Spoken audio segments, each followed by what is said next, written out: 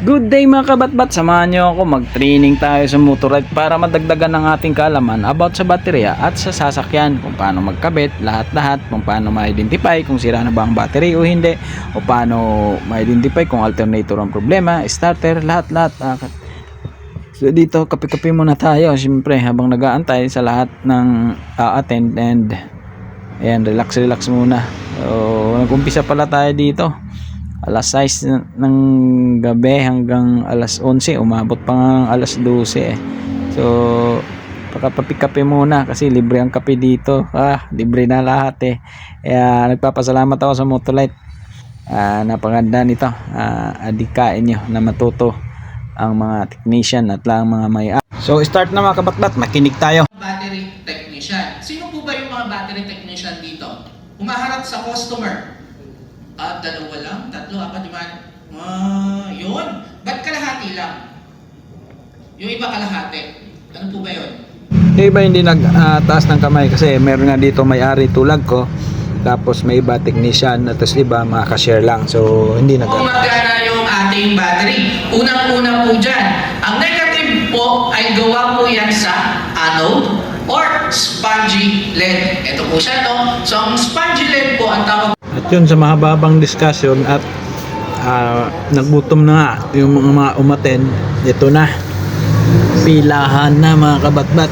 Ayan o, ayan yung mga pagkain dito, sobrang dami pagkain, and take note, libre po yan ng Motolite. Libre pa yung training, libre pa yung hotel, libre pa yung pagkain. Ganito si Motolite mag-alaga sa mga negosyante ng mga nila, dealer nila at sub dealer. Kaya tuloy yung discussion, kain, tapos tuloy lang yung pag-aaral. At dahil low carb ito ito lang yung kinakain ko, ayan. So pinipili pa rin yung pagkain. So tuloy yung discussion. So doon medyo nagkakaproblema yung ECU. No? So nababasa niya na kulang yung amperahe. So yung ECU magsasend siya ng signals, no, doon sa mga sensor na parang kulang yung battery. So hindi magiging stable yung ng ECU or computer box. So ito po yung list ng replacement. Gawa po yan sa mercury at mga bato or yung mga LED. Okay po? So kapag mali po yung pagkakalagay dyan, hindi po kayo bibigyan ng tamang reading yan sa specific gravity ng isang battery. Ngayon ang tanong ko sa mga merong hydrometer, paano po kayo nagkakalibrate ng hydrometer nyo? Meron? Sino ulit ang meron? Paano sir magkakalibrate? Direkta na? Lapit mo talaga sir. Sino pa meron? Ito si sir meron to eh. Di ba sir meron ka? Paano mag-calibrate sir Elvin? Nabigla nang nawala na. Ngayon mo palang magagamit. Buksan na natin yan. Nasaan na yung box? Di dala. Ayan. Sino ba? Sir, sir? Paano ka mag-calibrate?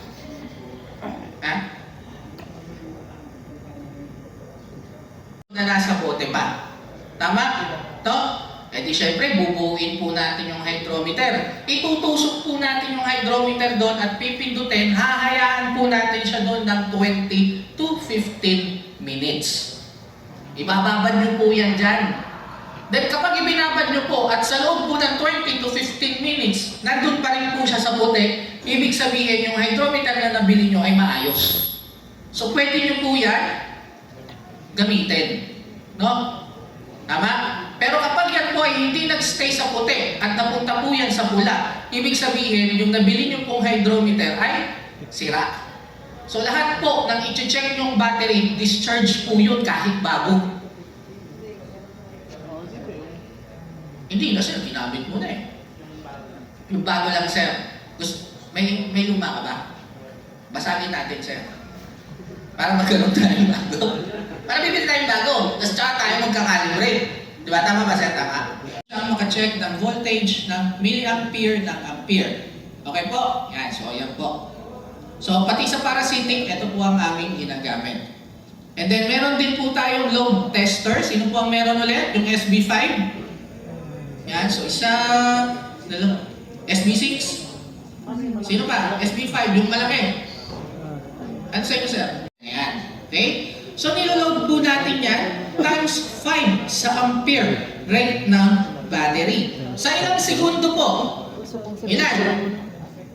Ilang segundo po natin niloload ang isang battery? Sir? 28 seconds? 20 seconds? Sabi ni sir. Sir, bakit wala akong pangalan? Sabi ni Sir Nameless. Na. Ilang seconds, sir?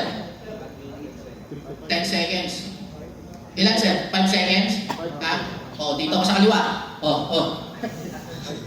Ilan? 10. Ayaw mo gumaya? O, 10, 5. Kayo, sir? Depende kung ako niya. Pagtingog na, pag Ilan? 10. Kayo, sir? Ilan? Ilan? nagtot 5, 7. Sino may tama? Sino may tama dyan? Load po natin yan sa 15 seconds. Hindi po 5, hindi po 10. Hindi po 11, hindi po 7, hindi po 3. Kailangan po 15 seconds. Bakit 15 seconds? Kasi yun po yung cranking seconds ng isang sasakyan. Okay po?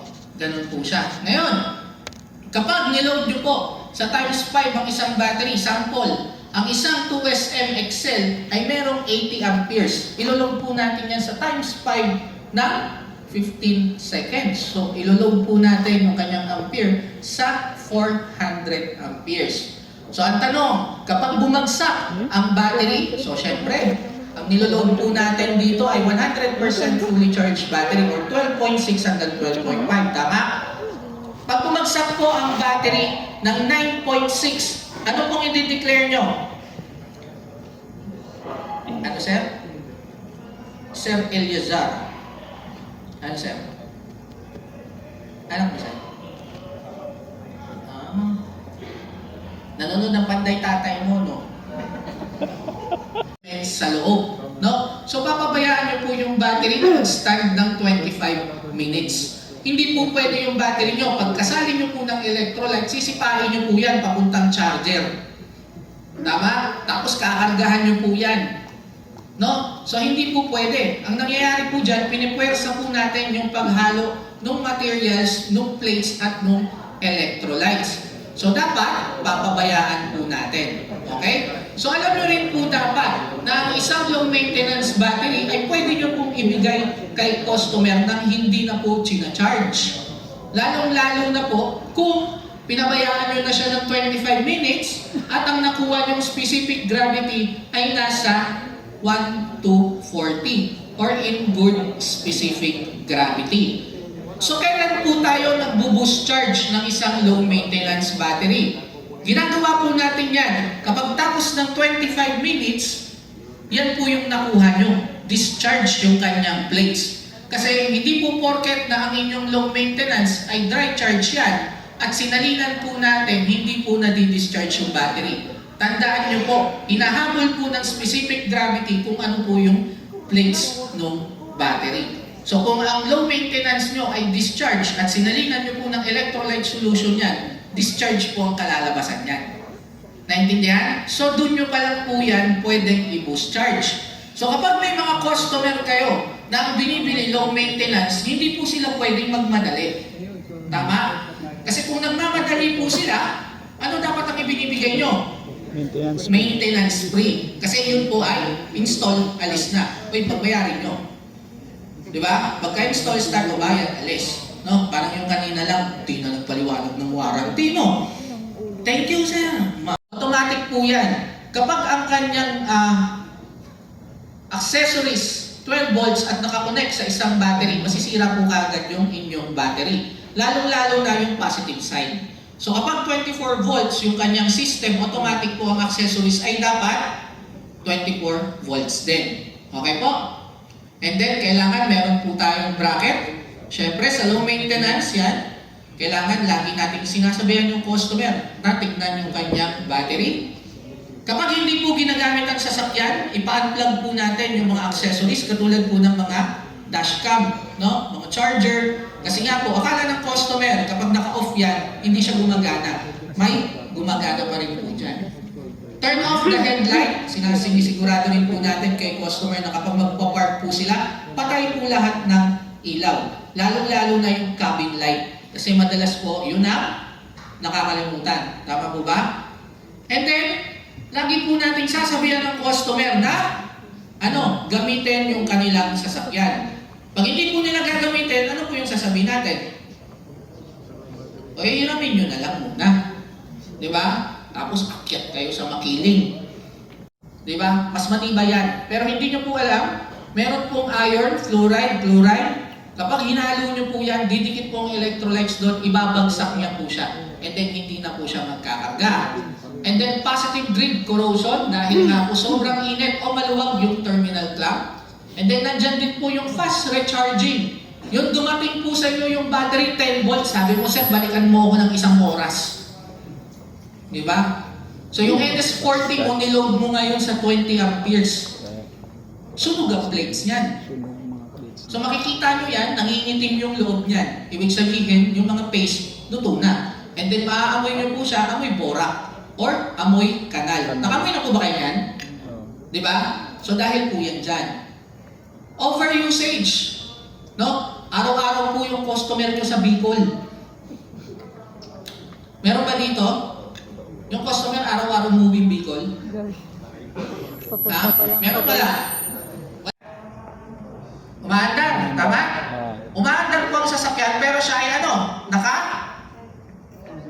naka-idling or naka-start lang. Umaandar lang po siya. Tama?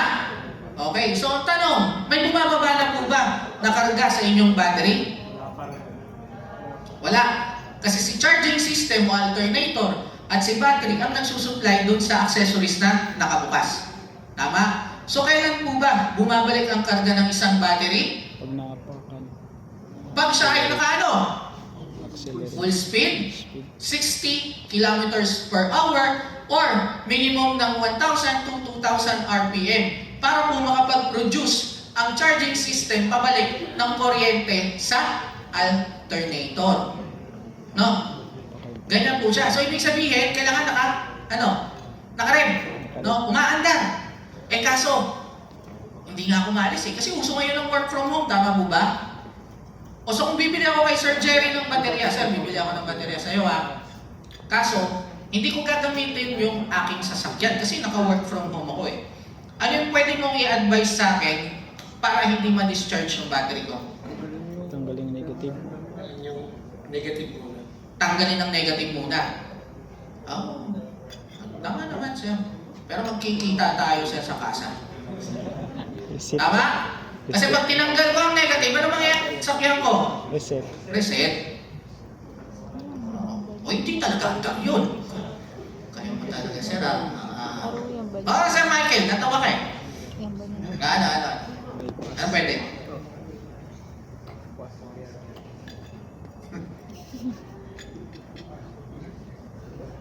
Sir, ano nangyari sir? May naririnig ako dito. Ano sir? Kailangan pandarin Kailangan paandarin araw-araw. Anong klaseng paandar yan sir? Brave. Start. So idling. Tama? I-suggest kay customer na kailangan ibiyahe. Tamad ako sir, work from home nga ako Kulit mo So discharge. Pahirap mo. O problema na ng customer. Kapitbahay. Yan na. Yan. Ay, wag to bakas. Ay. Every 2 or 3 days, i-start po nila yung sasakyan, i-rev po nila ng 5 to 10 minutes. Bakit rev? Kasi nakita niyo po sa graph po, may bumabalik po kapag siya po ay naka-rev. Pindot lang po yan ng 5 to 10 minutes. Ngayon, aksayado po ba sa gas? Hindi. Hindi siya aksayado kasi hindi naman siya malis And then babalik yung karga ng battery. So ano pa yung isang information na pwede natin ibigay kay customer? Pinaka-importante. Sir, every 2 to 3 days, start mo po yung sasakyan mo, 5 to 10 minutes mag-rev ka. Press mo lang yan, sir. And then ano pa? Dapat si customer ay naka-park. Si lilipad. Ay, tignan mo. Alam ni sir, di ba? Eh kung yung customer nyo hindi nakapark, nakadrive pala, eh di bumangga sa pader yan. Di ba? So, yung mga simpleng akala nyo biro, yung customer, may ganun. Talagang sumusunod sila. No? So, Okay, after mahabang discussion, no, marami tayong natutunan and nag-take note tayo. So, after dito, meron pang gagawin sa baba para makita yung paano mag-bypass or mag-back up habang nagkakabit. So, exam namin dito. So, ito na, picture-picture na nga. Ito lahat ng nag-attend kasama yung mga technician, may-ari. Okay, so tuturuan kami dito paano mag-bypass habang nagkakabit ng sasakyan. Kailangan pa tayong makina. Bawal na bawal pala yung tatanggalin yung battery, papaanda rin, tapos tanggalin. Walang dadaluyan sa positive sa negative. So pwedeng pumutok yung fuse, no? So dito tinuruan na kami. Hanggang dito na lang sa ating video. Maraming salamat Sir Sam, maraming salamat Motolite sa pagturo na sa amin. Maraming salamat sa training na to. Maraming salamat sa lahat-lahat. Thank you for watching.